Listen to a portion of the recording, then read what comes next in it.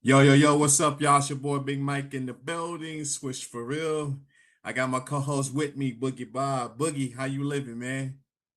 New year, another trip around the sun, nice warm spring, fall weather in the winter. Boy, what more can you ask for?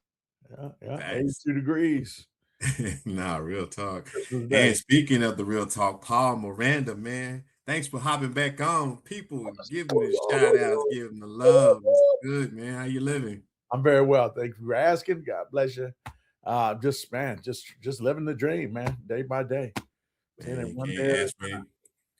Can't ask for nothing better, man. I appreciate you hopping on again, man. So, problem. what's Anytime. going on in your neck of the woods? How things are your way, man? Well, the high school basketball season is here. District is upon us. Guys have already had a couple of upsets, man. Duncanville got popped by Mm, Lancaster the other night at Duncanville. Duncanville had been playing pretty good, man, on this these road trips and everything that they've been on. They hadn't really lost to any local teams, but man, Lancaster kind of pulled away in that second half on a one by almost 10. I think Duncanville dang. shot, lit a shot at the end that cut it under the 10. So I think they won by 9. But yeah, high school basketball, man, is here. This is my time of the year right now, man. I'm getting acclimated with the teams and so forth. Kind of been laying low a little bit though, man, because I got to keep my lazy eye on my son who's a junior, and we just trying to get him ready. So that's been a process in itself. But other than that, How, man, how I'm is South Oak Cliff looking this year? very well, man. I got that colors, got the gold and white on right now for sock right now, man. Shout out to Coach Antoine Thompson doing a very very good job out there for them.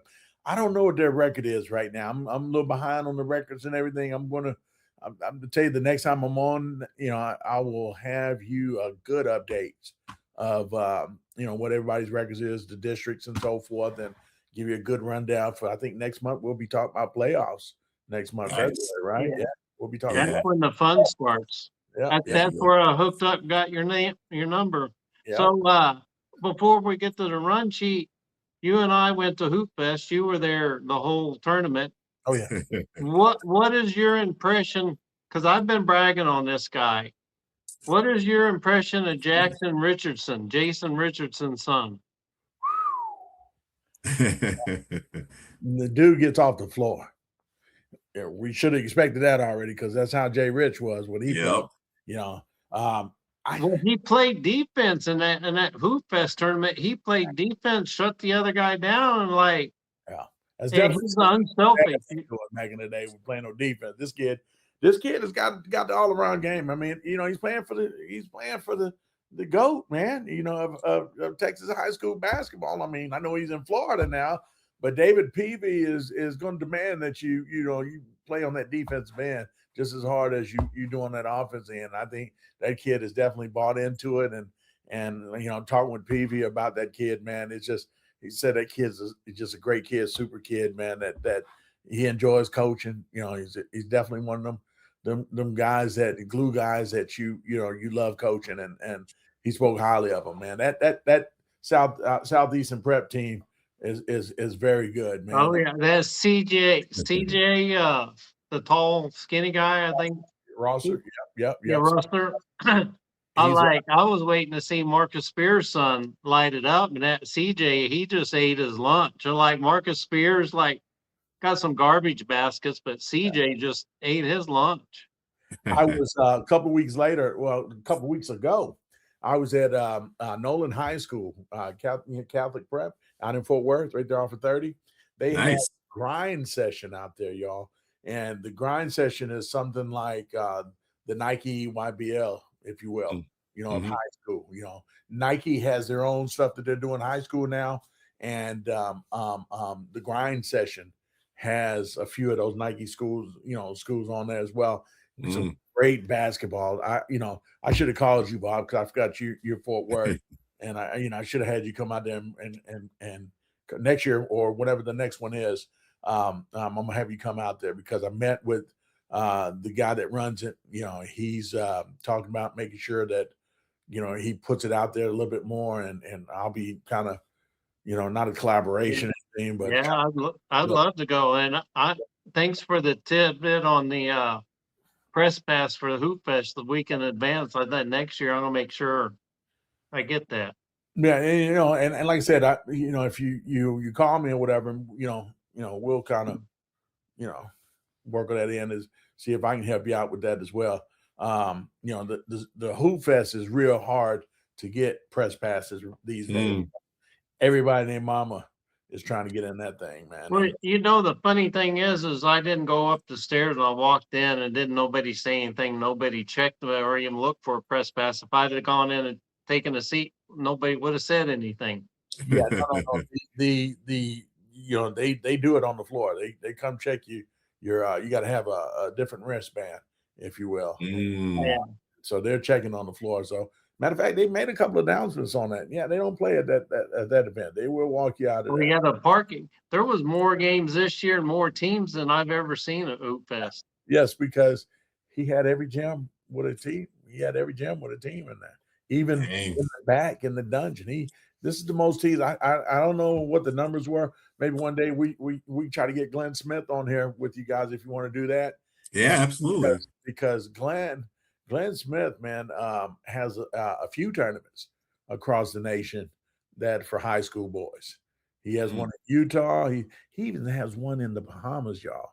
What? And we just came from the Bahamas. I wish I would have knew. He even have a tournament. So, I'm gonna definitely put that in his ear about coming on, man. I wanted to do having all coaches kind of convention with you guys on this, man, and it's just right around this time of the year, it's so hard because everybody's prepping, especially district and so forth. And then I kind of got behind with Peavy, going to to Florida and all that, so that kind of pushed things back for me a little bit. But no, the grind session, getting back to that, you would have loved Jay Rich in that one. You've got a brother, Jace, that's supposedly pretty good. I think he's at one of the Michigan schools. Yeah, but he'll be going to prep, Southeastern prep with Peavy as well. Yeah, and we was also talking about doing a coaches roundtable too. So I can get the location. We can probably film it on site, or if they want to do it virtually, we can do that as well. Well, let's definitely talk more on that, on the show or whatever another time on that. But we definitely can start working on that. Hey, let me question for you though, Bob. What you think of my boy Beckham Black? That boy's got some athleticism. We didn't see that last year that much like that, did we? Yeah, no, I didn't see that much of it. Yeah. Like he been in the gym. He been as we saw in the lab. He been working on stuff that wasn't basketball related, but definitely showed up on the court. Yes, sir. Yeah. So with that, and this is maybe another conversation for another time, but with that said, we remember we've kind of been having little innuendos. We've been on the cool saying how these kids are going to these prep schools, and you know what I'm saying, and is it really worth it? You think it's worth it for Beckham right now? What you just said now, Bob. Yeah, well, before the show, we were talking about the two kids in Frisco Heritage that decided to stay. Yep. And when the Dallas Morning News starts printing articles about it, it's a big deal, and there's more and more publicity about kids that are staying here versus going to prep school, because a lot of the kids are finding out that NIL money and going to prep school and not getting playing time is less beneficial than staying. Yeah. Artero Morris went to prep school and wound up coming back to Kimball and win a state championship because he didn't like the prep school. So they get NIL money, but sometimes the conditioning isn't as favorable for him as staying in the high school. You remember Dink Pate? That's Dink with the Pinkson, and then he had went to Prolific Prep and did not like it, man. Almost hurt that kid's career because mentally just wasn't what he was when he went there. You know what I'm saying? If you ever get to watch the documentary that LeBron James put on about Sierra Cannon, I forget the title of it.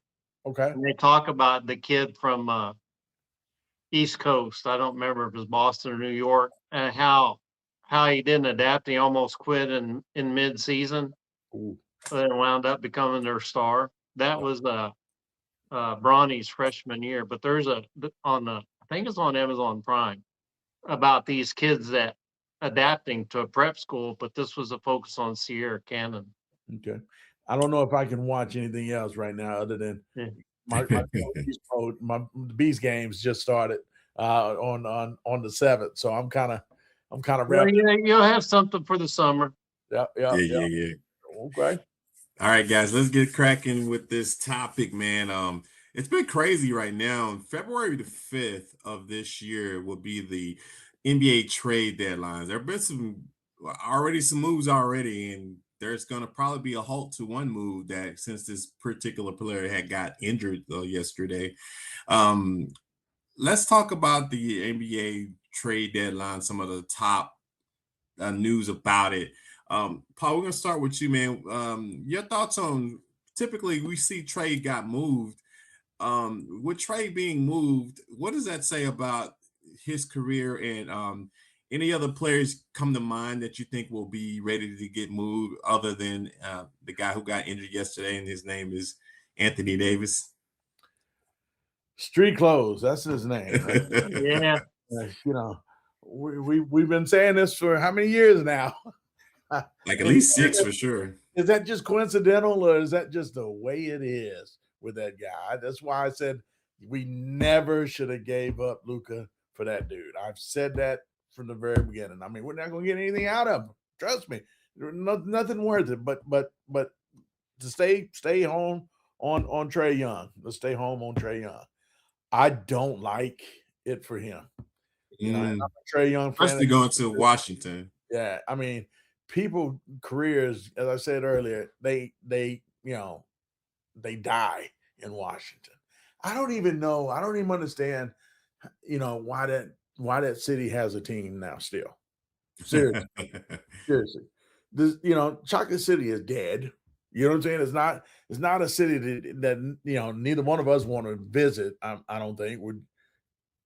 Bob, you trying to go to DC? Because I'm not. And the last time I was in DC was in the early '90s, and you ran from your car to the hotel door room. Yeah, hurry up, run quick. Yes. So, like I said, it's just it's definitely league-wide known that you go to Washington. If you get one, it's like Isaiah was saying, you get shipped off to Antarctica. That's what Siberia. Yeah, exactly. Nobody wants to go there, and I think that was a huge slap in the face, for him, for what he's done for the Atlanta Hawks. Yeah, really disappointed in the management team that did that to him, and C.J. McCollum, and how old is C.J. McCollum now? You know what I'm saying? I was looking it up. I was trying to figure out a trade. Mavericks got some pieces they could throw, but I think it was 32. I think he's 32. Yeah, I was gonna say he's like 30, 32, somewhere in there. But Trae is around like 12. Well, 26. 26. Same draft as Luka, but he's 26. 20 years younger than my son, than Jules. Yeah, he's 26. Yeah, 25 or 26. And at least they didn't trade him to the Lakers. Why not? Why? I thought the Lakers have been wanting Trae Young for a while. At least he stayed in the East, No. Washington should. The league will end up making something happen. I hope, because Trae, what a great story. What a story for Trae Young. He doesn't have a whole lot of height. They say he's 6 feet something. I don't see that. Yeah. I always thought he was like 5'11", 5'10". And JJ Brea wasn't 6 feet either, because I was about an inch or two taller than him. Yeah, he was way short. But yeah, Brea he went from ice tray in Atlanta to ashtray in Washington. Yeah, it's and so it hurts my heart, man, because I've got some I was going through my phone the other day, man, and I got a picture here I want to show you guys, man. That so it hurts my heart to see him. I got to scroll. I got thousands of pictures right there. Bear with me, but it's up there at the top. So hang on a second. And hopefully I'll be able to show it real good for you guys with the camera. But hang on a second. So do you think Antetokounmpo will be moved soon, or is he going to get past the trade deadline and stay with Milwaukee? Because there's a lot of players that are having conversations about in regards to being trade bait, like Michael Porter Jr., Kuminga. There's a lot of players out there, but it's interesting that Antetokounmpo is still there. Nice. He looks so young. Yeah. It's my boy. It's my boy Trey. Yeah, That was when he was at Northwest High School in Oklahoma. Here for the that's when he was here for the whatchamacallit, for the Hoop Fest. Wow. And then I had another picture of his dad on one side, Bob, and De'Aaron Fox's dad on the other side. Wow. Well, he's a boomer sooner, so I'm gonna root for him. Yeah. And they did not extend him, so I think he's extension eligible this summer, but he's free agent the following summer. Unrestricted free agent. Trey or Trey. Yeah. Now, as far as Giannis, if I'm Milwaukee, I'm not. I don't know. I don't know if I could do that. Seriously, what are you telling your fans when you get rid of him? How's that? What does that do to your ticket gate? What does that do for your gate now? Even the ones that end up paying good money on night ofs. You know what I'm saying? That you're not even going to be able to get that anymore now. So that's going to be a hard sell for the management team for Milwaukee. Of course, what other team out there that doesn't want an opportunity of getting him? I think the Mavericks should have did something this summer to get him. It didn't involve Cooper Flag, and because there were some rumors that they could have got him without Cooper Flag being in it. They would have took Davis and a couple other pieces with that. What? Yeah, but it didn't go through. So don't be sleeping on the fact the Nets might move Michael Porter Jr. and his salary. Yeah. Because Milwaukee doesn't control their picks until 2031 and 2032. So, but they've got some pieces they can move that are salary. Giannis is going to want to go to a place where he can, have a chance to win. I don't think he wants to go to somewhere like. I don't think Brooklyn is the ideal spot for Giannis. No, I'm saying Michael Porter Jr. to Milwaukee. Oh yeah, but I think Giannis is at a point now where he wants to leave now. Yeah. I mean, I couldn't win with my boy coming from Portland, Dame Lillard. Yeah. You're gonna bring in now that can give me a chance at winning. Michael Porter ain't a guy that can help me win. That's gonna, he's looking at trying to get a ring again. And so what's today's game? Go partner up with two other stars somewhere. That's the NBA game for today. Where can I go like that? And Cleveland. You think? Let me ask you this question too, Paul. Like when players get traded, right? And I'm probably going to ask Eric Strickland when I talk to him again. Mm-hmm. How do you feel as a player being like? Does it bring down your confidence in yourself a little bit, or do you have something to prove once you're being traded from like Trey Young? He's a really good player, but does that affect him confident wise? Yeah, I definitely think you're. I don't care who you are. You're number one going to try to go out and prove that you still have it, because they're trying to respect me and say that pretty much in a nutshell, I don't have it. When a team makes a trade, they're pretty much giving up on you. Let's be real about that. Or unless, it ain't that we didn't really give up, that we really gave up on you, but we just like what we're getting for you. You know what I'm saying? Yeah. But a lot of teams don't convey that to, some of them do, some of them don't. But in this case right here, like I said in the beginning, I definitely feel like there was a slap in the face because of where they traded him to. And so I don't think knowing Trey that like I do, I don't, because he's a Warrior. No matter where he's at, he's gonna, he loves the game too much to just sit down and just say, okay, I've been dealt a bad hand, and I'm not gonna go out here and put it. He's not built like that. And think about his dad, Rayford Young. Rayford played at Texas Tech one time when the times when Tech wasn't good or wasn't even thought about being good in basketball, and he built that program up. He helped create, Texas Tech to where players started coming there. So I think that's how Trey would be. I don't see him laying down just because he got traded for the Wizards. Now, don't get me wrong. The idea of saying, hey, but Washington sucks. I know he probably said that a time or two, right now. But you know what? If they think this is the end of me, they're wrong. And I'm going to try to play my way into another situation. That would be the attitude that I would think that he would take, knowing him like he is, because he's just, and his dad. I talk with his dad all the time, and his dad is wired like that. We're thinking about different situations now. I definitely think he would be, thinking about, how can we get to the Lakers? How can we get to San Antonio? How could we get to, maybe even Boston right now?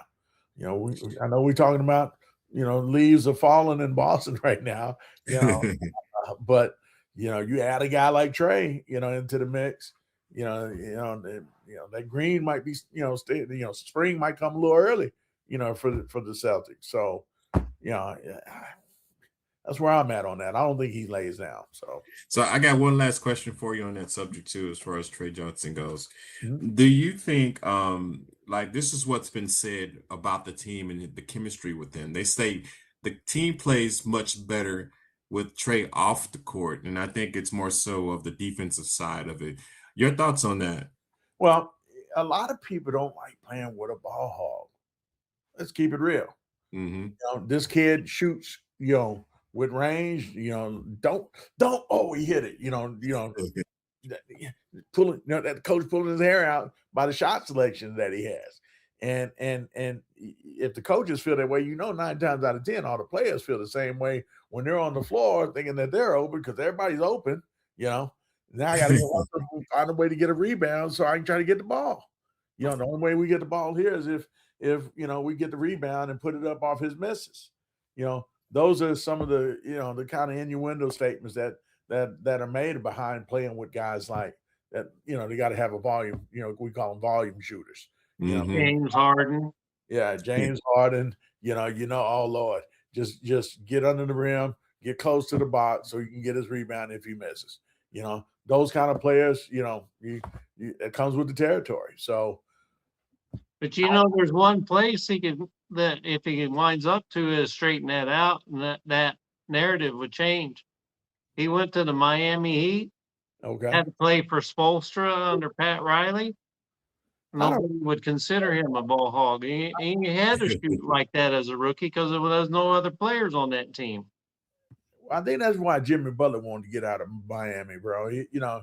Tyler Hero came in and started shooting up everything. So, yeah, he played hero.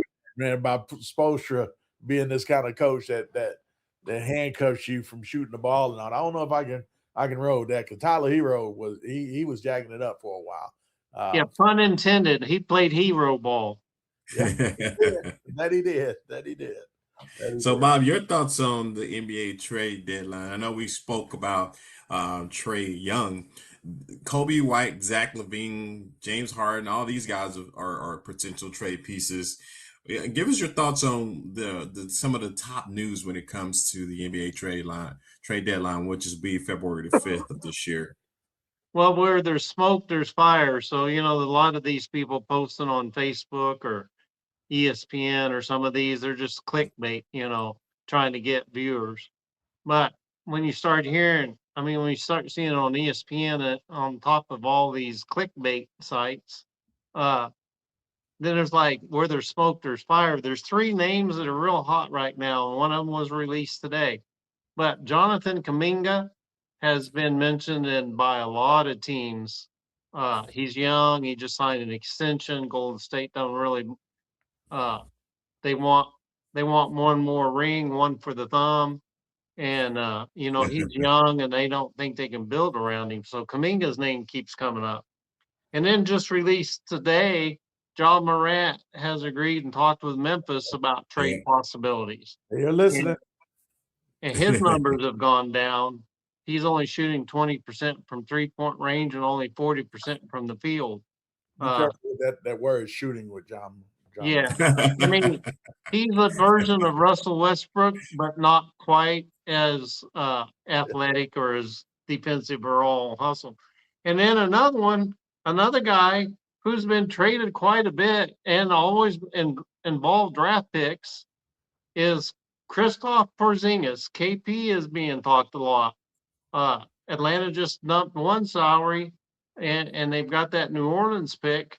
So if someone's willing to take on KP's salary for a year, Boston got paid a first round pick to get rid of him. Washington paid 2 first round picks to get rid of him. The Mavericks paid 2 first round picks to get him.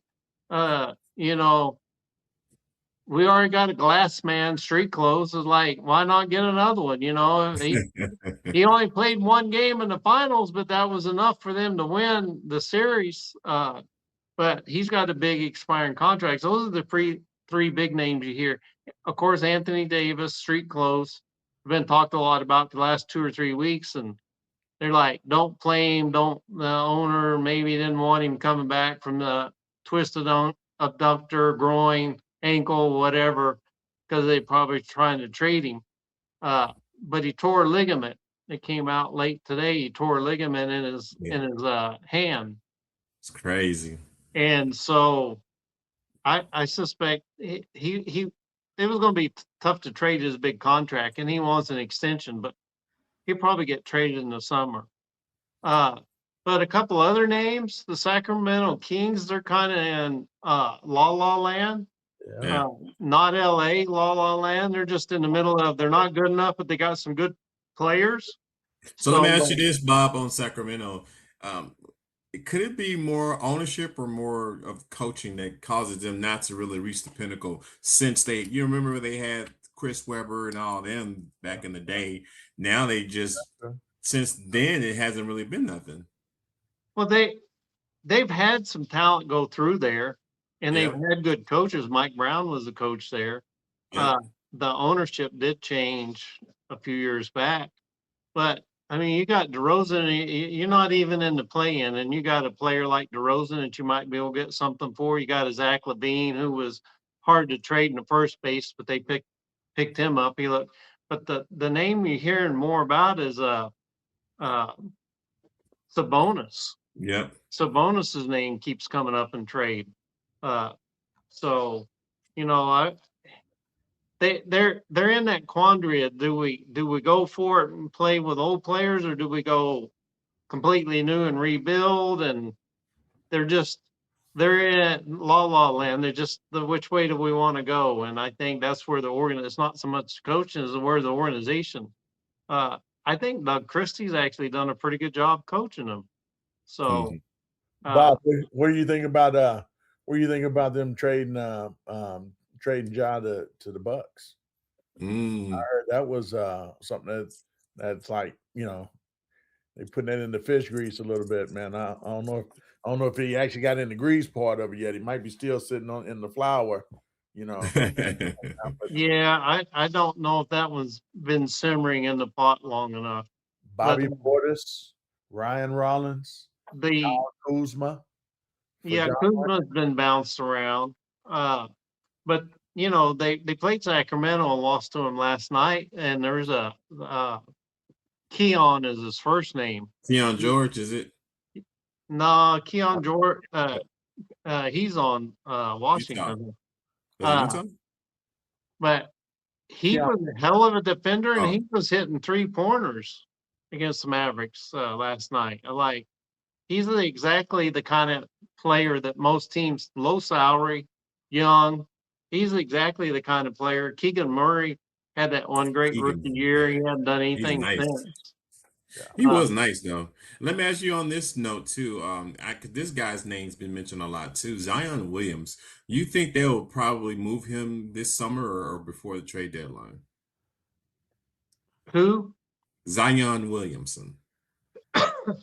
Street Clothes 2.0.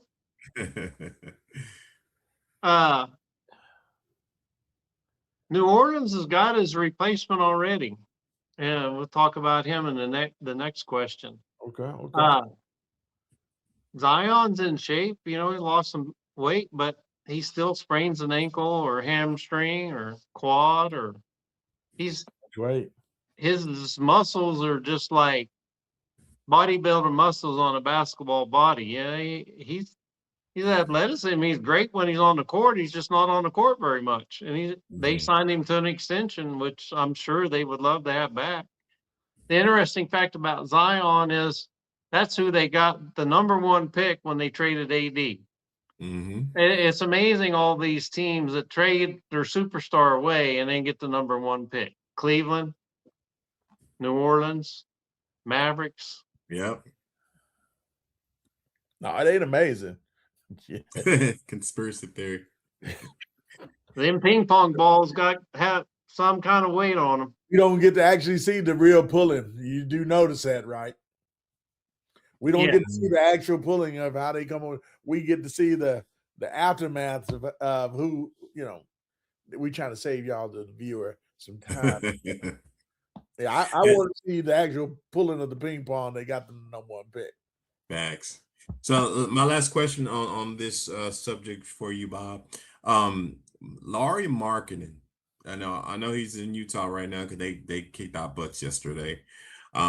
Is he potential? Because his name's been brought up a lot too in trade conversations. Do you think Utah will make a move on him possibly? Last year there was a bigger potential for him to be traded than this year. Simply because he's having a great year though. He's having a fantastic year. He's going to be an all-star. In fact, the couple times I voted for him to be on the all-star. And he's getting votes. Chicago traded him. I think it was Cleveland traded him along with Sexton to Utah.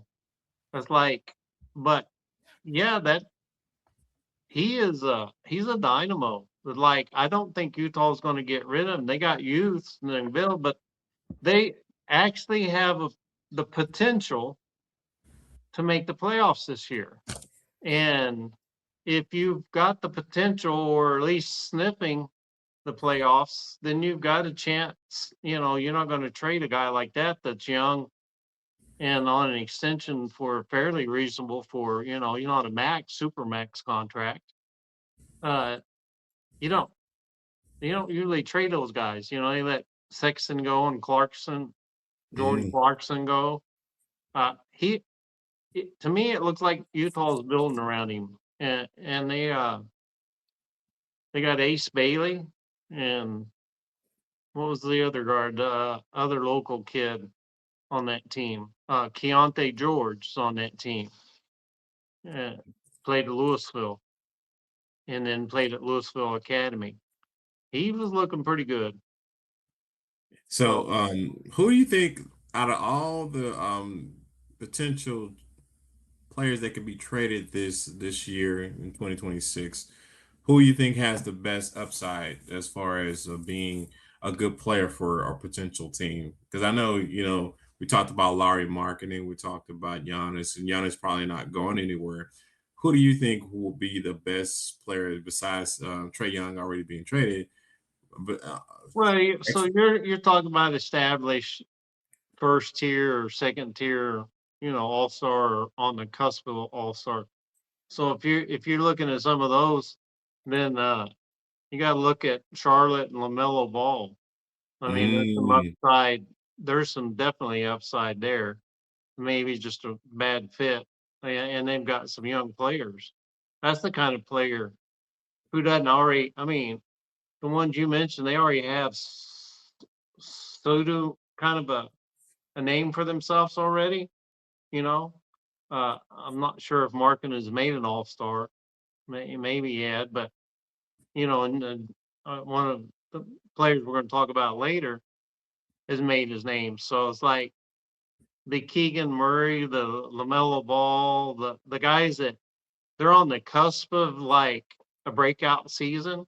Mm-hmm. Those are the ones that when they get traded, you're like that. You didn't like Corey Kispert. They got traded in the Trae Young one.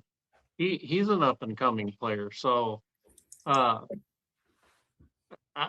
first name that came to mind was LaMelo Ball. Like Yeah. he's got upside.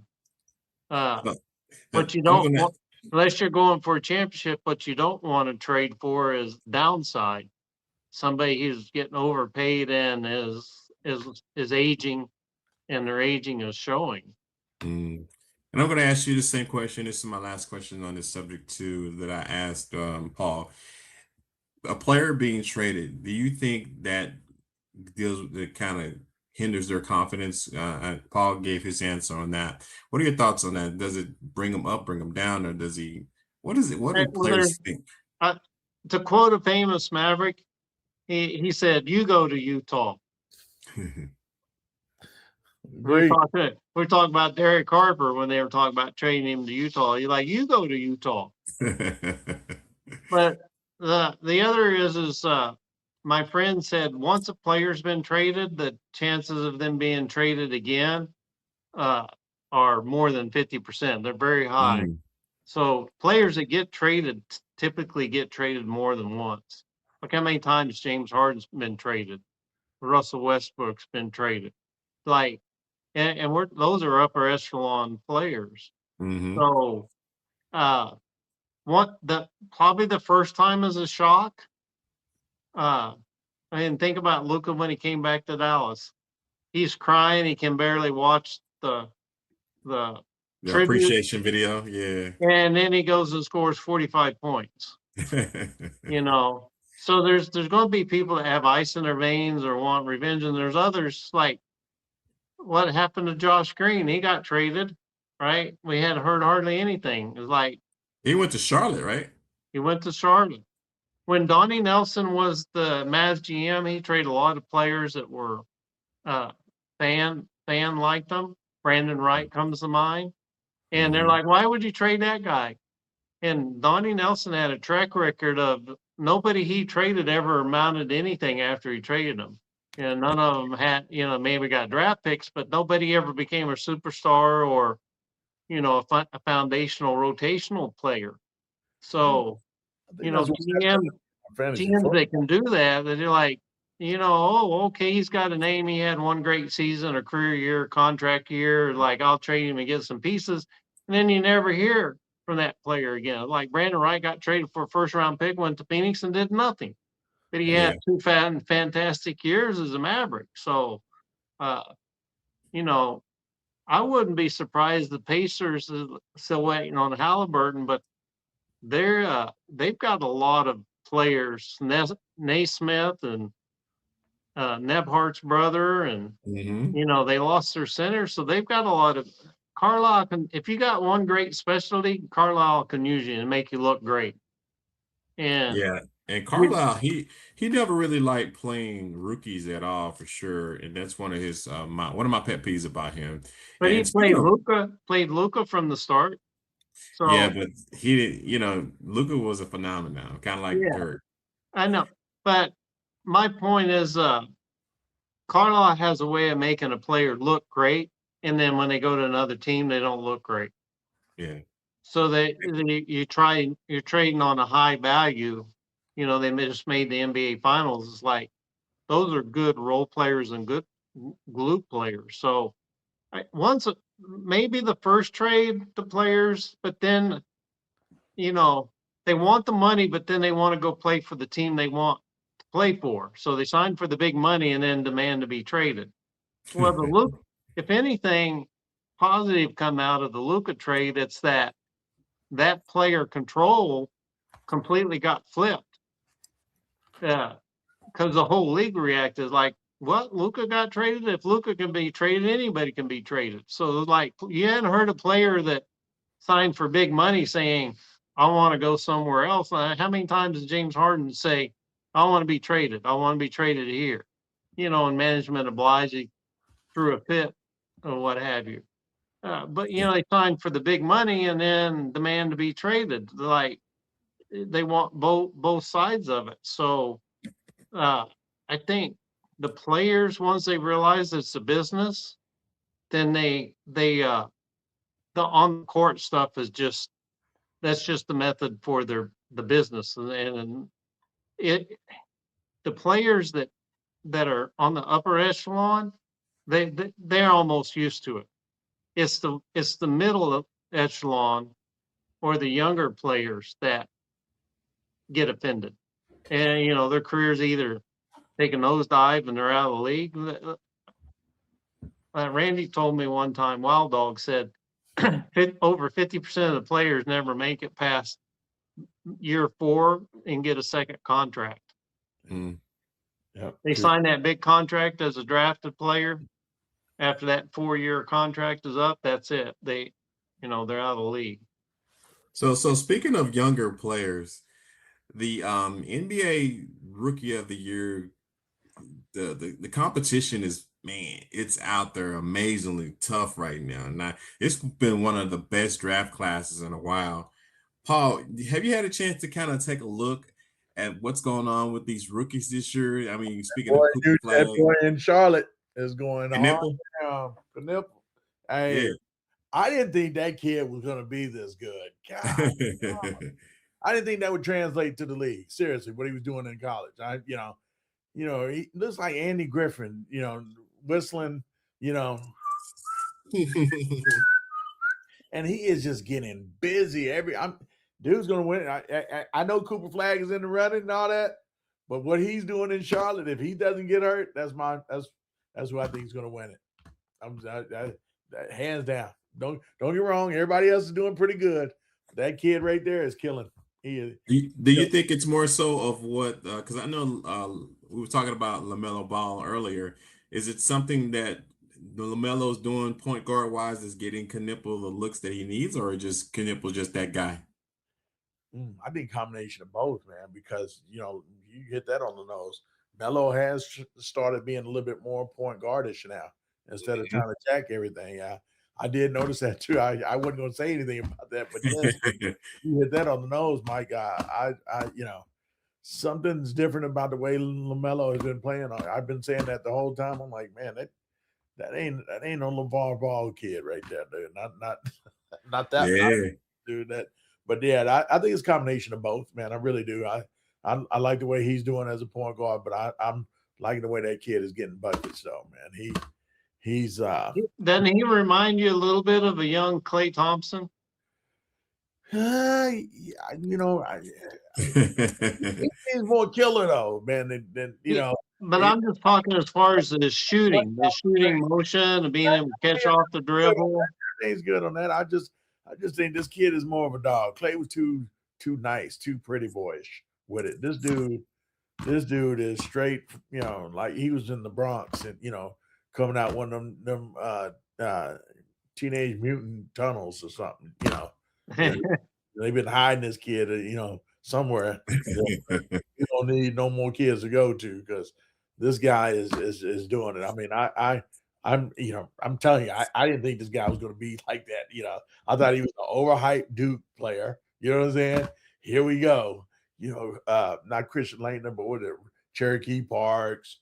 What's the list? We got a list of them dudes, right? From Duke. He's gonna be right there, man. And I'm like, Jesus, that boy did that again.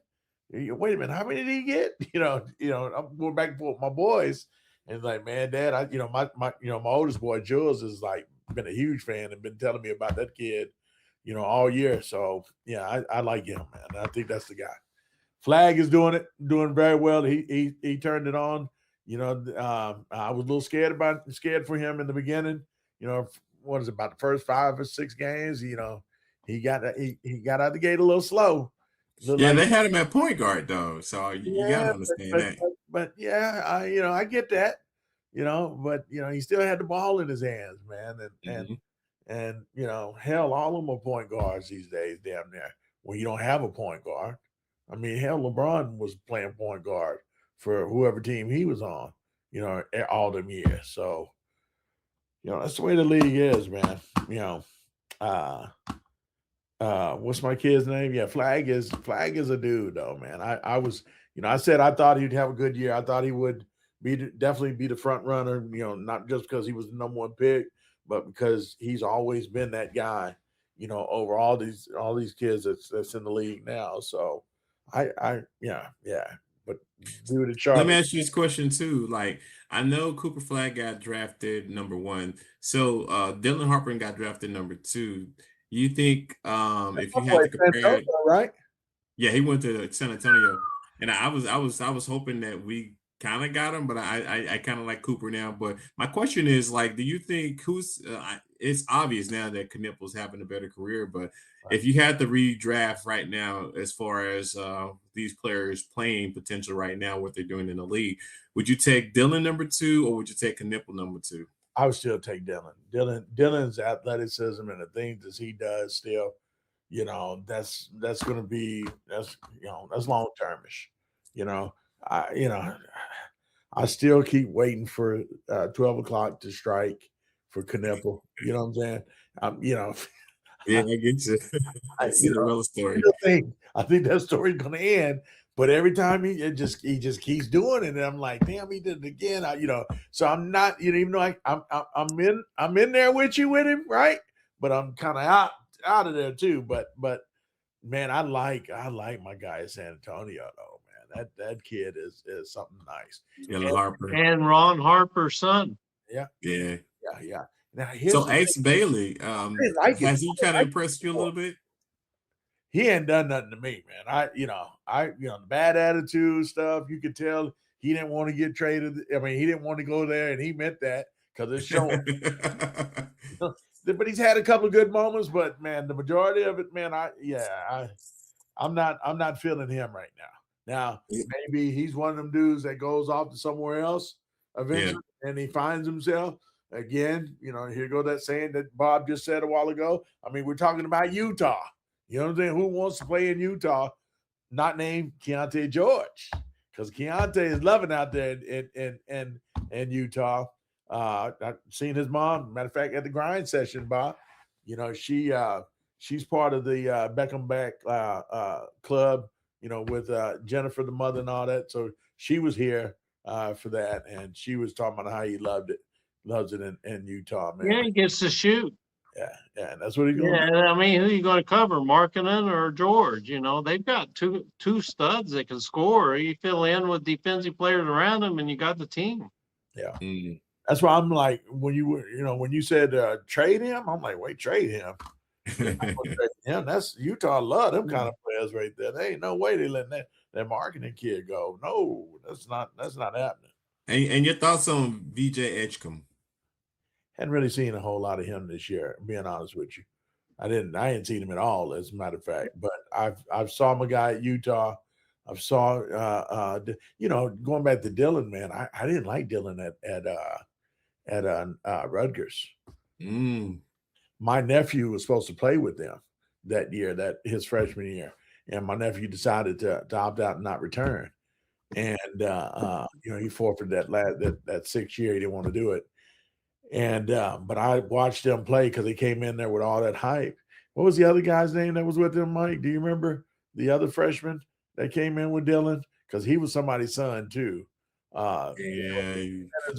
As was he a high draft pick? He didn't go high, but he was up. He was a first round pick.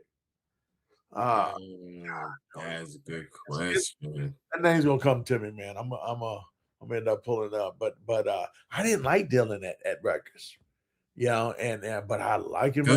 Bailey with the Rutgers, didn't he? No. Oh yeah, it is. That's our guy.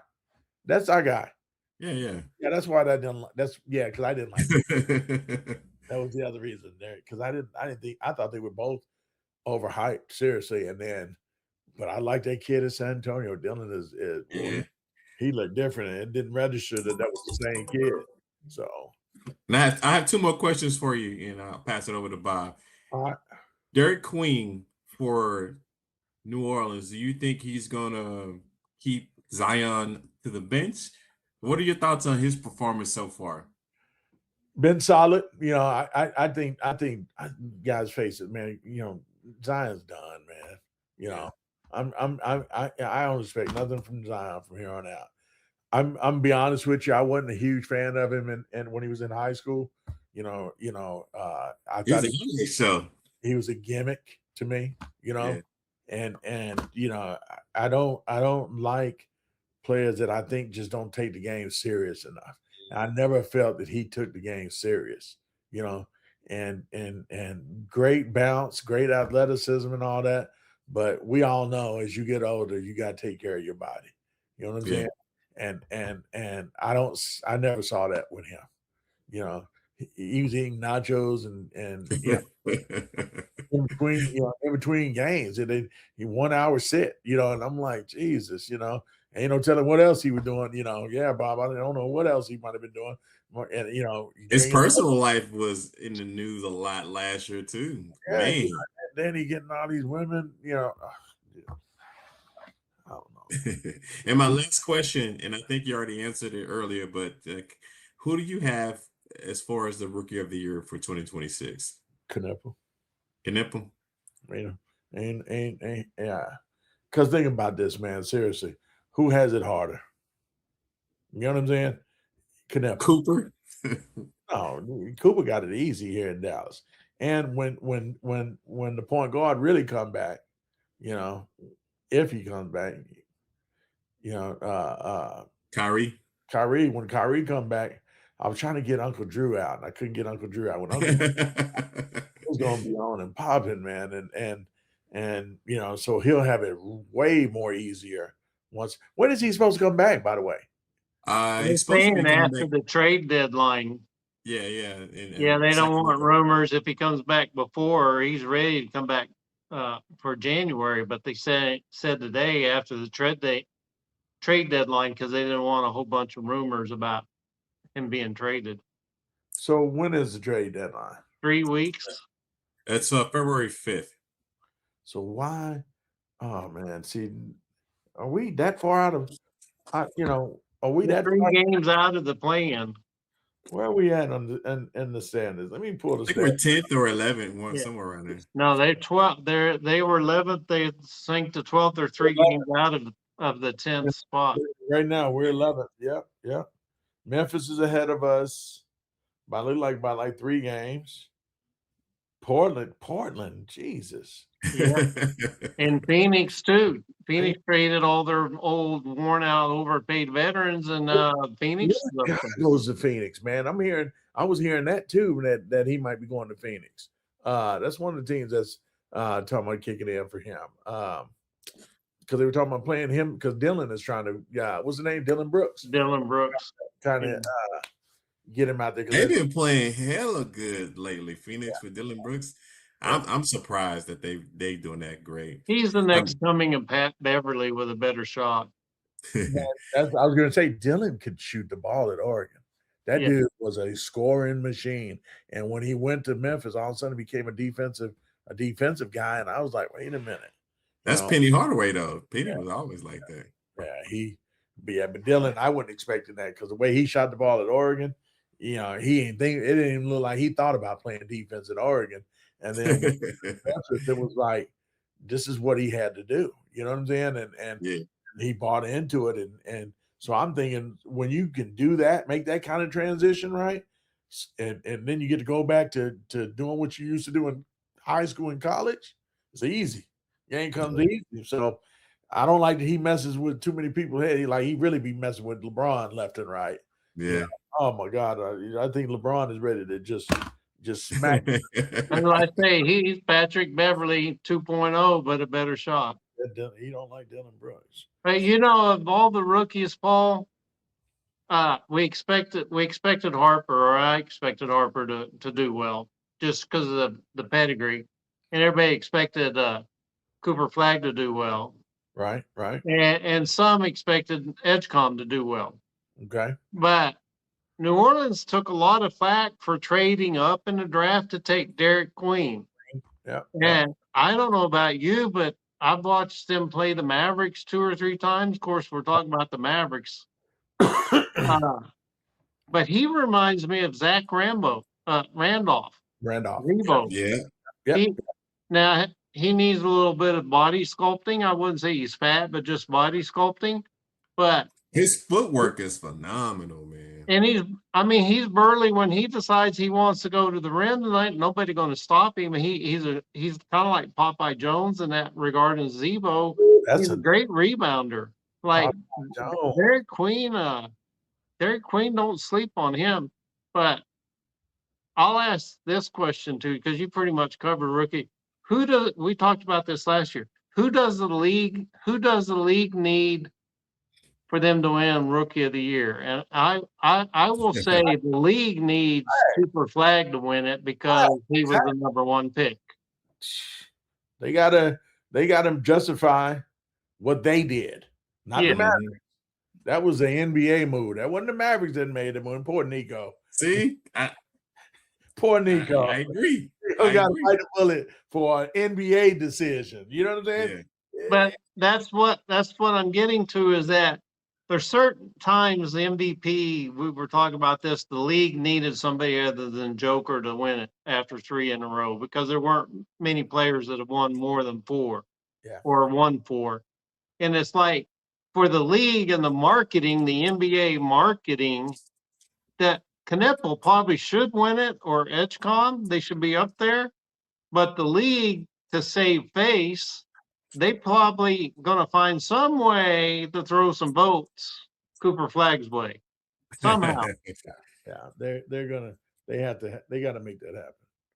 They have to make that happen. Trust me. Quick question, Bob, and we're going to keep it on New Orleans. Jeremiah Fears, they drafted him too. As far as New Orleans, you think he's been a good compliment to Queen and all those guys that surrounding him? Because he's not a bad guard. So you're talking about another Oklahoma Sooner point guard, which we've had several: Ricky Pierce, Mookie Blaylock, to name a few, and Trey Young. Yep. You can almost flip it. You can almost take Queen at where Fears was drafted and take Fears at where Queen was drafted. He's done a decent job, but he's not the lead dog. He not have to be the lead dog. He kind of steps to the side. You see glimpses that he can take over, but he's more of a Kevin Johnson type point guard. He's not your scoring and triple double machine point guard. He's more old school point guard. He's got decent speed and athleticism, but like you said, last year's draft was it was a good time to have a draft pick last year. The coach for New Orleans, do you think he's doing a decent job, or should they go ahead? I hate, Willie Green, had to be bamboozled. But what are your thoughts on that team in whole as far as the coaching goes? Well, they're in the upside down mode. And what I mean by that is they traded this year's first round pick, who Atlanta has that first round pick, and it's unprotected. And they got they had the worst record in the league. Now it's like, I think Indiana won. It's like second worst record in the league. So they're going to have, that 14% chance, of winning the first pick. And they don't even own their own pick. And they're overpaying Zion. So, we're talking about the New Orleans organization. They're upside down. Like,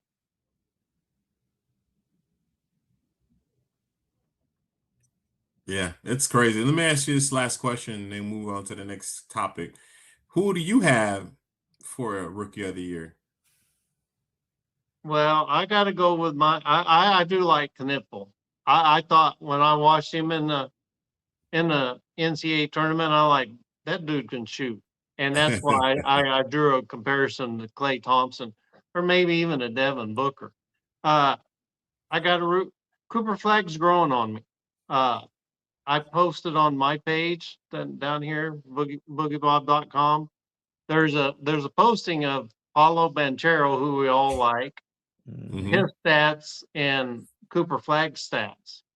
And they were very, very similar. You know, we've been struggling. I comped him to Andre Karolinko, AK-47, or even a Sam Perkins, kind of who he reminded me of lately, and Detlef Shrimp when I was at Hoop Fest is what one guy threw out. But, you know, his numbers are up there with Pablo Blanchero. If he starts hitting that three-pointer, like, oh, boy, he's got a good frame. So he's growing on me. I think Flagg will probably win it because the league needs him to win it. There's one name though that wasn't mentioned, but Paul did mention him earlier, and he played with Cooper Flagg, like Liam McNally. Yeah, McNeil. He's up, you know, he's showing up. Yeah. And that's crazy because he's playing with Knuppel Yeah, and Melo. That goes to answer your question too about how well Melo has transitioned in being more of a Of a facilitator. point guard, yeah. yeah. And then there's one guy that's playing the other night. I liked him in the NCAA tournament. That's Walter Clayton Jr. He's starting to show some flash. Ooh, he had a dunk on somebody last week. Oh yeah, that Oh was nasty. my! That Looked was nasty. like Yeah, straight off the elevator and dunked on that kid, man. So but yeah, speaking of, Walter Clayton Jr., you know, Florida national champions, you know. now I was gonna say I agree with you, Bob. I think Cooper's gonna win it. And in reference to the league needs him to win that title. Homer. So yeah, That's right. This is a Mavs channel. Homer. that's right. Mavericks. Hey, Paul, you may have heard this or may not, but when they sing the Star Spangled banner, you know, the Stars game, they yell out stars. Stars, yeah. Well, they yell out flag when they sing the Star Spangled banner. Hey, Dang, that's crazy. Cooper Flagg, 18.9 points, 6.5 rebounds, 4.2 assists per game, 47% from the field. Knuppel, 19.3, 5.2 in rebounds, 3.5 in assists, 47% from the field, 42% behind the three-point line. That's where he getting flag at though, the 3-pointers, because that dude. They're the same from the field, 47. Yeah, but for 3-pointers. Oh, you talking about 2-pointers? For the field, total for the field. They didn't give me the stat I didn't see the stat for Flagg on his 3-point. It's like 20. It's in the 20s. I know like he 20, 26, 28, somewhere there, mid-20s. Yeah. So they didn't want to put that in there. So, but I'm just giving you a little something right there, man. To ponder, think about. All right, so we got 2 for I'll Flagg chew on and it. 1 for Knuppel. I'll chew on it. All right, so speaking about some good players, Jalen Brown, man, he's missing his running mate, Tatum, and Boston still kind of chugging along. They're not too bad right now so far. They're playing really tough with Brown, but you kind of seen this last year with Brown when he played in the NBA Finals. Paul, what are your thoughts on what Boston needs to do with Brown? Does he need to stay there, or does it seem like since the team's Drew Holiday's gone, Porzingis gone, Tatum's been gone all year, what does Brown need to do, or what does Boston need to do with Brown? Because it's just a conundrum right now. What can Brown do for you?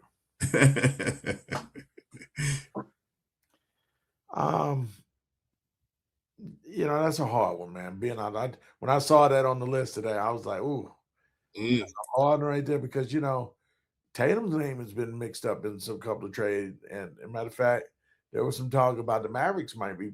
I remember that. And do you really break that tandem up right now?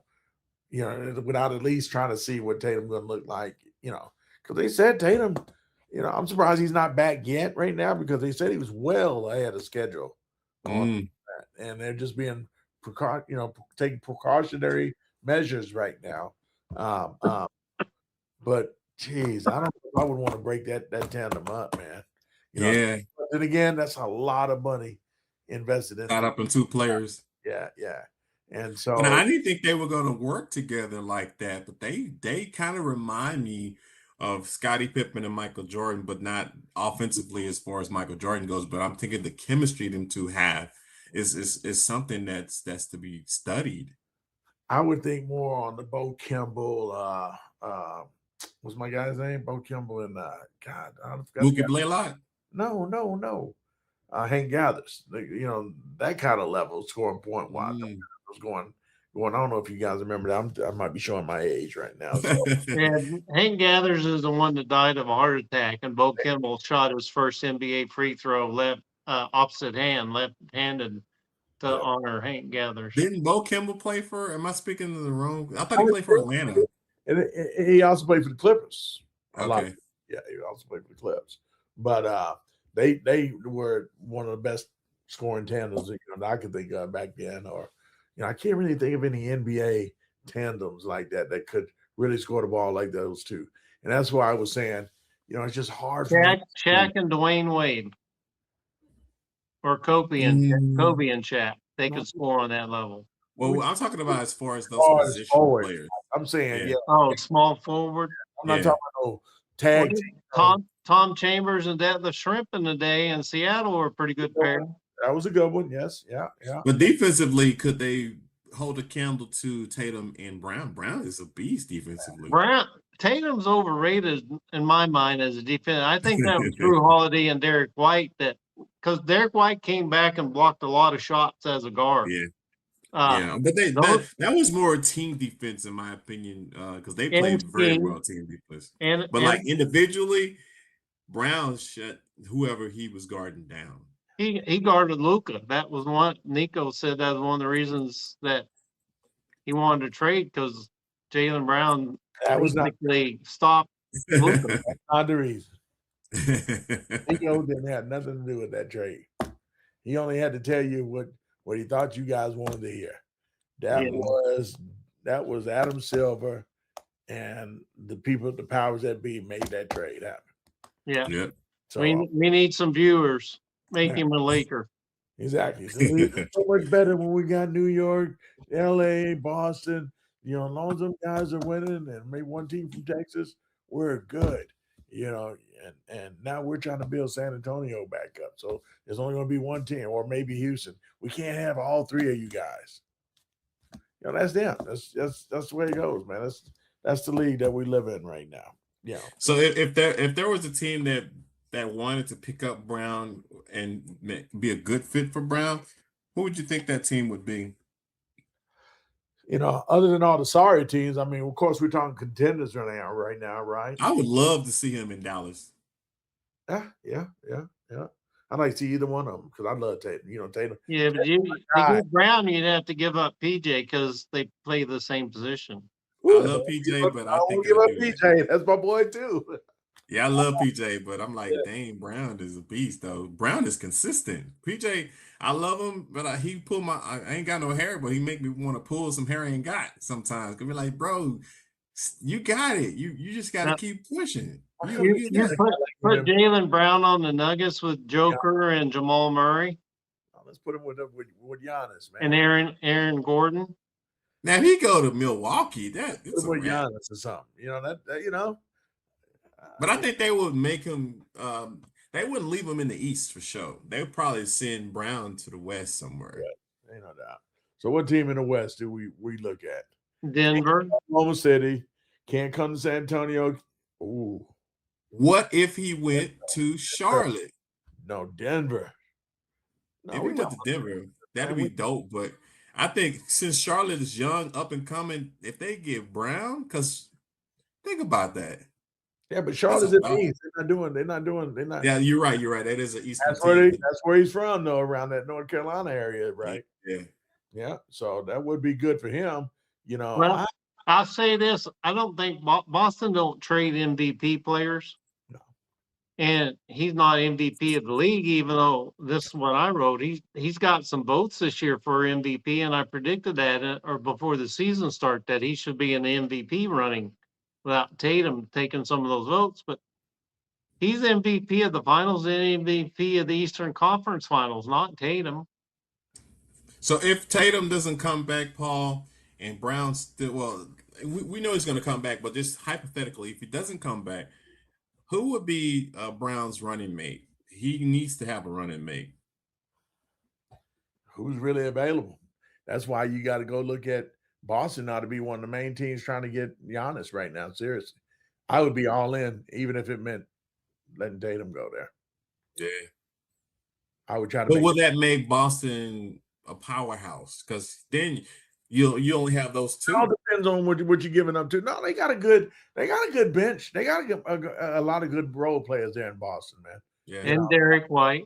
Yep. I like the coach though. The coach is what's make that team roll because he's very even keeled and it doesn't seem to be too rattled. He reminds me a lot of Rick Carlisle from Yeah, but Udoka and Houston would love to have Brown. Boy, you don't get Brown? Oh, yeah, because that's his boy. Yeah. But who would you give up? You'd have to give up that twin. Yeah. And they don't want to give him. They feel like he's the future for them. Houston, Thompson, Yeah. was it Amir? Yeah, Amon Thompson. Yeah, Amon. They feel like that's their guy. And they want him to learn a little bit from KD this next year and this year and next year. And after that, they feel like they're handing the keys to him. So I doubt they'll let you that to get Brown. No, sir. So Bob, your thoughts on the Brown conversation? What does Boston do with them? Do they keep them around for another year or two, or because I don't know how it's going to be with Tatum coming back off that injury. You got to get your chemistry back. It's going to take a little while, and Brown's been dominating the ball a lot. He's been really working hard. Trying to keep this team in playoff contention, and you add Tatum back in there. But can it be possible for Boston to trade him at his good value right now to get something out of it? And if they do trade him, where would he go? So the first question, that whole organization starts and begins with the Red R.O.Y tradition. And you had Danny Ainge, and now you got Brad Stevenson, who brought Udoka, and now the coach that's replaced Udoka. It's crazy. I don't know. He's not getting traded. I mean, my immediate reaction when I saw the run sheet was no, he's not getting traded. They dumped enough salary. They don't really have a center. They don't really have a point guard. Well, Derek White's okay. I mean, Drew Holiday wasn't the point guard on that championship team. He was more of the off guard. Peyton Pritchard is still there, right? Yeah. Peyton Pritchard's still there. Another boy. Man, they got solid guys there. So the thing I'll say about Jalen Brown, I mentioned in MVP, he's the plug and play. If you got another superstar, he can be the running mate. If the superstar is missing, he can be the alpha dog. If they need the third wheel to play, he can play the third wheel. He's the type of player, he does whatever the team needs. Right. And without Tatum, you could kind of see an MVP season coming, and I've said this on the podcast for years. An MVP, you have a season before that. Before you win it, you have a setup year. You have a great year before it, and you see him win it the next year. So he may not win it, but in all the preliminary MVP voting, he's running fifth in MVP voting, which means next year, even if Tatum's still there, he's going to get more notoriety next year for MVP. So I mean, there are some obvious teams where he fits. Denver, as I said earlier, Oklahoma City could basically buy any player they want, but they pretty much kept themselves with all the extensions. They extended SGA and Chet Holmgren and J-Dub. So they don't have a lot of cap room, but man, they got a buttload of first round picks. So it's like you want to buy a player with picks that them in San Antonio. I mean, you put him with Wemby.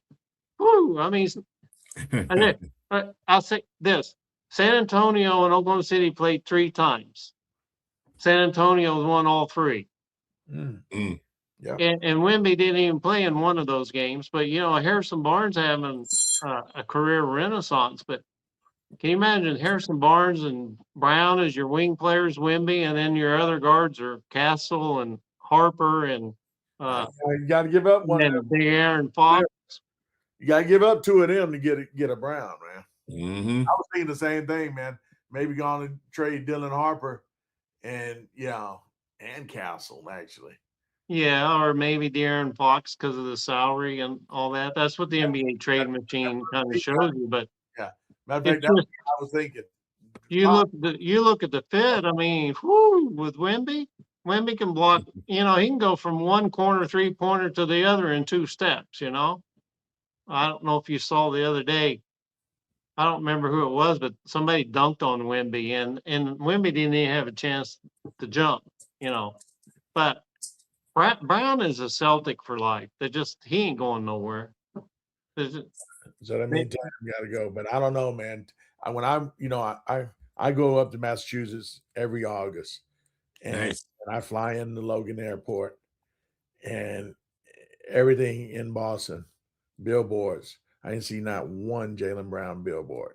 And I think because is he still the Players Association president? No, but I seen a bunch of just Jason Tatum.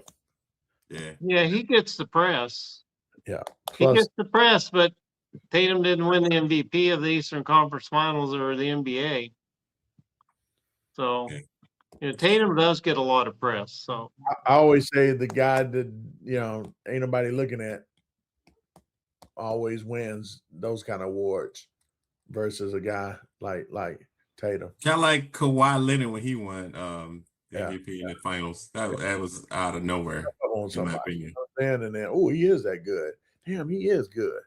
Oh, yeah, really good. Yeah. Toronto, and that's a GM that's available if the Mavs want to hire him. But the Toronto GM said, "I'll trade up all my future for 1 ring." Yeah.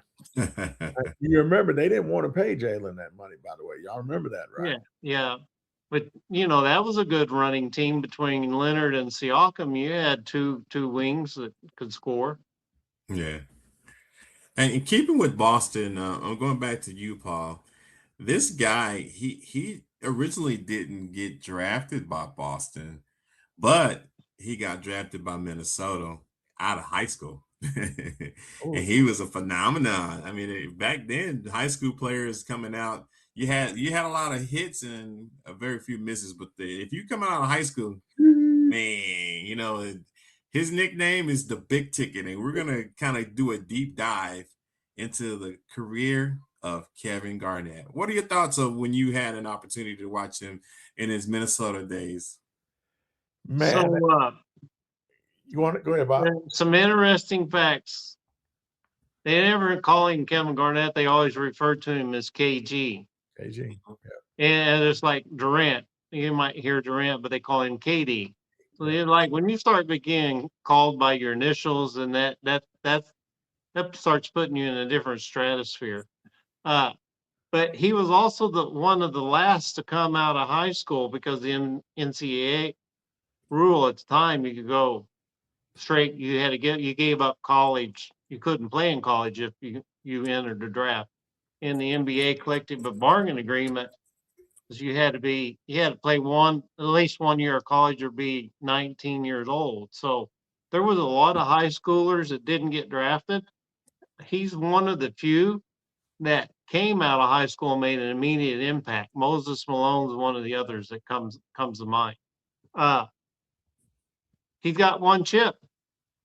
Mm-hmm. I mean, you got Barkley didn't have 1 chip. And he's a Hall of Famer. Right. Great defensive player, which I know you love. A And beast. I'll get to the stats in a minute. But let me give you the era, the basketball era of when Kevin Garnett, KG played.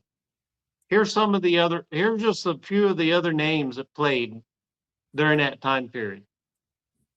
Mr. Fundamental, Tim Duncan. Ken Duncan, the baller from the G, Dirk. Dirk. War number 4 is your favorite player, Chris Webber. Chris Webber. Time out. That's Time out. Oh, we ain't got none. Never mind. I'm sorry. That's just three. That's just three power. Hey, hold on, Bob. He got jokes over That's here. just 3 power forwards that were in the Kevin Garnett era. Yeah. I mean, Chris Webber, man, was a beast though. Like, man, you know me, I love Chris Webber. I mean that's pretty rare company there, and to stand out among those guys. Yeah.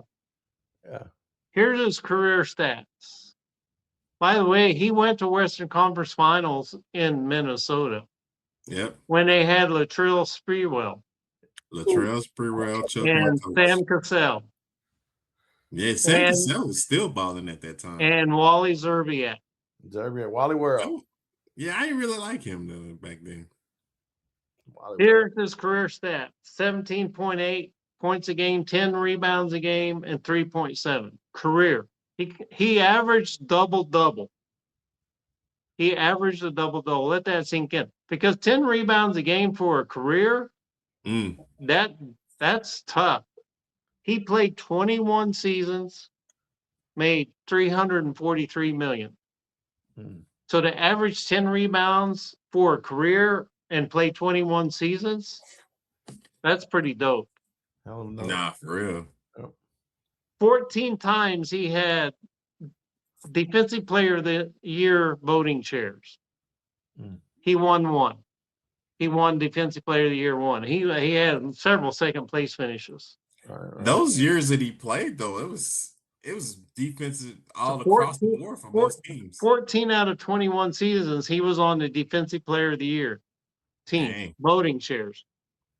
10 times he had MVP voting shares. He won one MVP.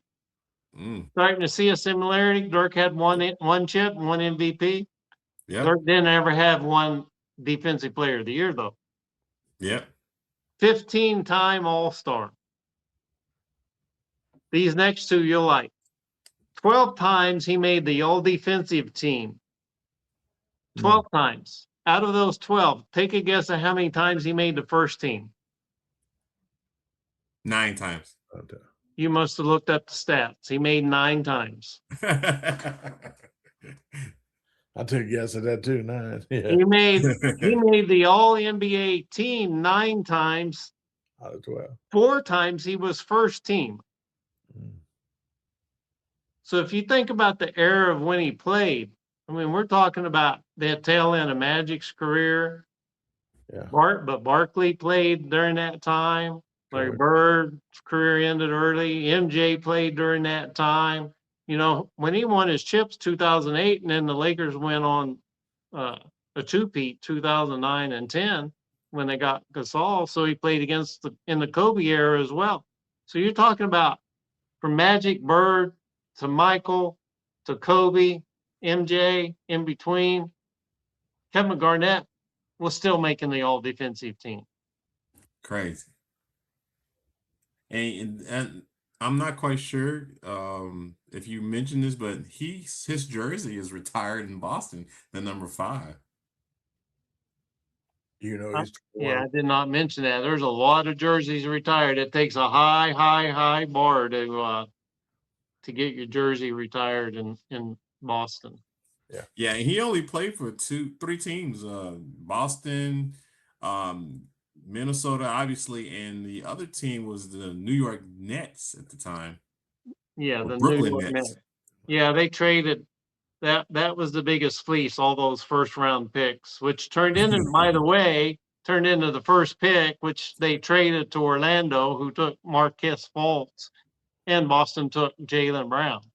That Jalen Brown was the result of the trade of Garnett, Jason Terry, and Paul Pierce to the Nets.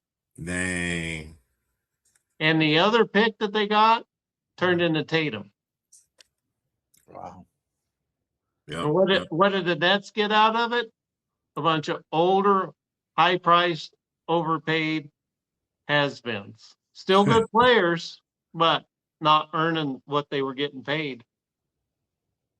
And I always like when Garnett talked about his time playing for the Olympic team, man.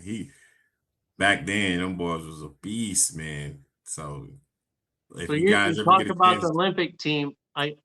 I know he's on the top 75. He might have been on the 50th anniversary. He might have been on the top 50 team. yeah, he was the 2000 Sydney Olympics.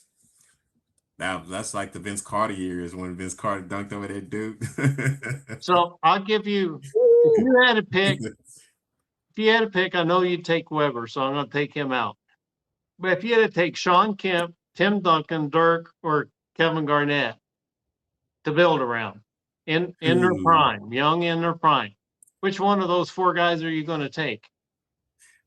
I can't take Kemp because Kemp is kind of limited. He's just a flashy player. Yeah. Dirk offensively only, you know what I mean? He could rebound, but he wasn't like a prolific rebounder. So out of all those, I would have to build around Garnett. You know what I mean? Because that's the Over best choice. Duncan? Yep. Yeah, because Garnett to me was pretty much as fundamental as Duncan, but more aggressive. You know what I mean? Duncan wasn't as aggressive as Garnett. Garnett will go get you. He can guard like four different positions. You know what I mean? From shooting guard all the way up to the center. Yeah, he was nasty about that. That's what I'm saying. So I would definitely. But you know, Dirk gets they used to call him Merc because he didn't play no D, but you know, he's in the top 20 in steals. That's crazy. That swipe that he borrowed from Karl Malone as people were going up with the ball. You know, he got called the first year he started doing it. After a while, they started realizing he was getting it clean. And, you know, Dirk got a lot of stripes. He'd get occasionally a block. I think he averaged like almost one block per game for his career. So he wasn't terrible. Yeah, it wasn't too bad. But again, I'll probably build around Garnett for sure. Paul, your thoughts on the life and career of the big ticket Minnesota's own Timberwolves, Kevin Garnett? Absolutely was fun to watch. I'm gonna be honest with you. I'll watch him just sit around in the barbershop and talk because he's got stories after stories after story, and he doesn't mind telling it to you. You know what I'm saying? I mean, just the story that I watch on YouTube with him is just him and Paul Pierce are so good together. Yes, their podcast is crazy. Yes, and I was saying the same thing when y'all was talking about it. I was thinking about that a while ago, and but he's so entertaining, man. One that I felt like should have always had a commentator career. With the NBA, they should have. I thought should have really did something with him. I don't know if he's too street for them or not, but you know what I'm saying. I just really feel like. Can you imagine him and Dirk being co-announcers? Because Dirk's kind of got that funny. Take that with you. Dirk, with you. Man. Dirk is too Herman Monster. Shut it down. Let's go home. Hey, Dirk is too Herman Monster. Man, he's got a little Mark Jackson in him, you know, with his colloquial. But him and Garnett would be a heck of a broadcast. I don't know, man. But you know, Garnett loved wearing his shades. They had Tracy McGrady, Vince Carter, and Carmelo on the other night. Now that was something because McGrady and Vince Carter are cousins. Yeah. And Carmelo didn't say hardly anything, but when he did, boy, it was right on the nose. Carmelo, oh my God, that's my dude, man. So if you could think back to some of the games that Garnett played, Paul, what were some of your favorite moments from his career? Honestly, I can't even tell you, man, because nothing stood out other than the fact that he played the game like he always did, the same way, hard. He was nonstop in the end. You didn't see him holding his shorts, bending over a whole lot. And he always tried to put on a show. Don't get me wrong, the early parts in Minnesota was tough to watch. I didn't think too much of him then, but when he got going, when Kevin McHale really, you know, started coaching him and coaching him up and so forth, and he started taking time to understand what exactly that he needed to do to get to that next level. He was fun to watch, and like I said, I can't even tell you. The crazy part is I can't even tell you a game that I remember from him, honestly, that was any different than the next game that I saw when he was in, especially in Boston. Had a real great appreciation for him when he was in Boston. I hate the Celtics. You know what I'm saying? But, I was kind of pulling for him because I liked KG. I love guys that go all out game in and game out. You know what I'm saying? And just don't take any breaks, man. I was looking when we started talking about him. I'm looking at the draft. He came out in 1995, and he was the 5th pick. Mhm. And you're looking at what was ahead of him, Joe Smith, Mhm. who I can't even hardly remember. I don't even remember him being number 1 pick, but I do Yeah, now. he was a 6'9", flashy blocker, kind of like Kenny Skywalker type player. I remember who he was. I just don't remember him being number 1. Yeah. I didn't realize that at all, because I was like, that's what made me go look. Who was ahead of him if he was number 5? I wanted to see the list, and I'm looking at it. Antonio McDyess. That dude was a beast before he He got his knee he blown was out. still at Alabama. Yeah, I remember McDyess, but the guy that I definitely shit, excuse me, Jerry Stackhouse and Rasheed Wallace went back to back. Now I can see that, you know what I'm saying? Because again, he was coming out of high school. KG was coming out of high school. Nobody really knew a whole lot about him. I think when the 5th pick came and they took him, I think it kind of stunned everybody a little bit. Like, wait a minute, they took the kid. What is Minnesota doing? Somebody got good intel on this kid because he's going to be the one out there drafted. I look at it, I don't see. Man, Big Country was in that draft, bro. Y'all remember Big Country? Oklahoma State. Right? Yes. Yeah, he played for the Grizzlies when they were in Vancouver. He was the 6th pick in that draft. That's crazy. Who did the Mavericks take? Dallas took That's probably the Cherokee Parks draft. I said it earlier. It sure was Cherokee Parks. Am I right? Yes. I mean, I had looked it up. I'm just kind of pulling it out because that was after the 3 J's. Mhm. Corliss Williamson was in there out of Arkansas. Out of Arkansas, he was a good beast. I got Damon Stoudemire. This is my dude, man. Oh yeah, my Toronto Raptors. Arizona, yeah. He coached at Pacific and in Arizona. Yeah, he's a great dude, man. Ed O'Bannon was in that The draft. Flying O'Bannons. Yes. Who else? Brent Barry was in that one. Bob Shura. Y'all remember Bob Shura? Y'all remember Bob Shura? Yeah. Then he played for Charlotte, didn't he? Yeah. Randolph. No, he went to Cleveland. Bob Shore?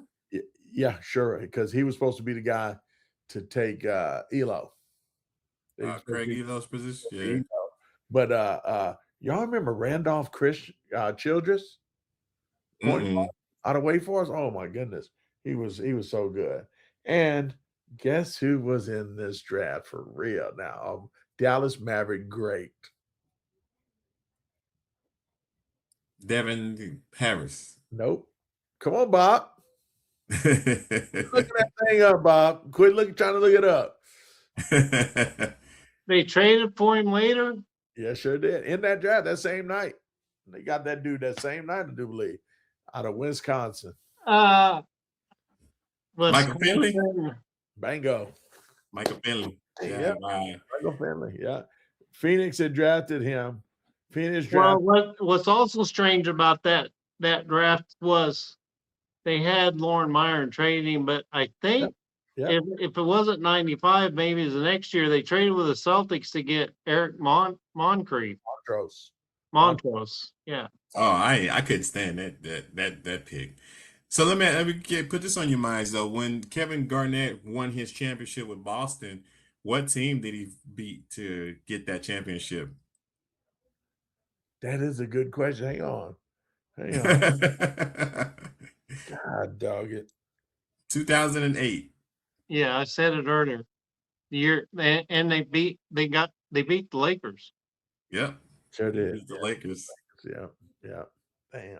Wow. I hate the Lakers too. I know.